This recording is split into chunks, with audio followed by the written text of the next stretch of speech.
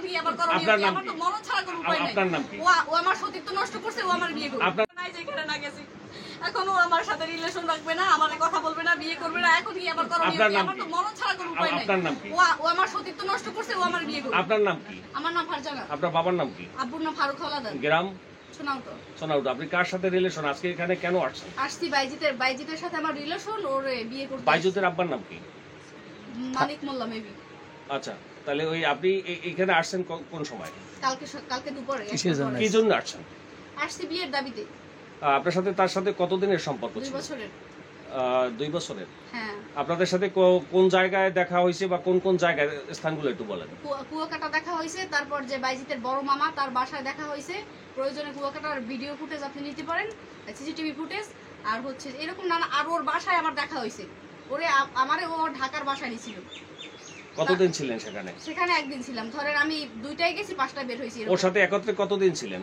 ওর সাথে একত্রে তা অনেকবার থাকছি, 5-6 বার। আপনি ওর সাথে একত্রে থাকছেন কি জন্য? মানে কোন লোভে আপনাকে? ও আমারে বলছে বিয়ে করবে কুয়াকাটা যাওয়ার আগে। আমি বলছি কোর্ট ম্যারেজ করো, বলছে যে কুয়াকাটা থেকে এসে কোর্ট ম্যারেজ করব, আমার আম্মুর কসম। তা আপনি প্রথমবার এই গেচিং খাওয়ার পরে আপনি প্রতারিত হওয়ার পরে দ্বিতীয়বার তার সাথে বিবাহ না করে কেন আবার অন্য জায়গায় গেলেন? না, তার সাথে আমার ওই কুয়াকাটা যাওয়ার আগেই লাশ ছিল। তারপর আর তার সাথে আমার কোথাও দেখা টাকা হয়নি। তাই শুরু থেকে আপনি বিবাহের চাপ দিছিলেন কি? হ্যাঁ, শুরু থেকে বিবাহের চাপ দিছি। তারপর কুয়াকাটা যাওয়ার আগেও আমি তারে বলছি। তারপর সে বলছে যে কুয়াকাটা থেকে এসে এখন এই জায়গায় আসছেন, আসার পরে তারা আপনার সাথে গতকালকে রাত্রে থেকে কি ধরনের ব্যবহার করছে পরিবারের লোকজন? পরিবারে আমার হচ্ছে যে আম্মু টাম্মু তারা আমার অনেকই ভালো জানছে, যে বাইজিতের আম্মু বা বোন আমার 2-3 বার খাবার টাবার খাইছে। কিন্তু কি বলবো, ব্যবহার একটুও ভালো না। এইসব পরিবেশে আমি বড়ই হই নাই।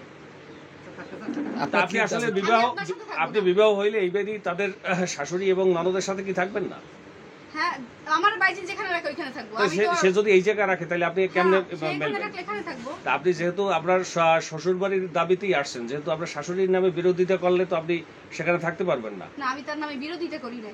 আমি বলছি যে সে বা আপু বাইজিতের বোন তারা আসার পরে এখন আপনার সর্বশেষ দাবি কি?